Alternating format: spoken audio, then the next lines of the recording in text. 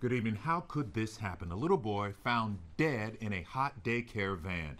Deputies say he may have been in that van for several hours. The temperature inside the van reaching 113 degrees. Our Jason Miles is live downtown where police just gave an update on the case. Any charges being filed, Jason? Yeah, I'll get to that in a second. As you know, Precinct 1 was first on the scene last night. HPD now overseeing this investigation. No charges or even arrests at this point, but everyone seems to agree this was definitely a senseless tragedy. Today, vans sit silent in the Texas heat behind Discovering Me Academy.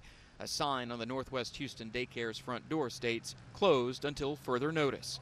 HPD's case is anything but closed. As we all know, these happen way too often. Assistant Chief Bobby Dobbins says everyone, including children, are being interviewed.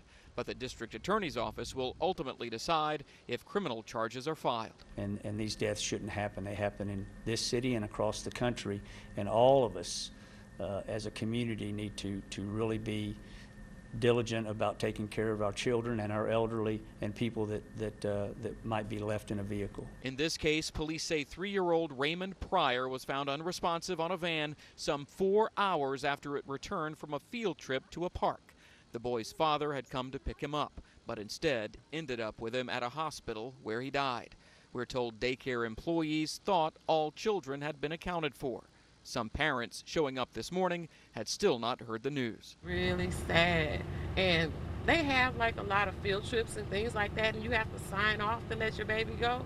I was like terrified to even sign off. I'm like, God, please just watch over my baby and hopefully nothing happens. We did some digging and found Discovering Me Academy was cited by the state at least 3 times in recent years for not having a safety alarm that helps verify children are not left on board, for not immediately reporting a crash involving a van, and for not knowing the number of children in a group during a previous outing.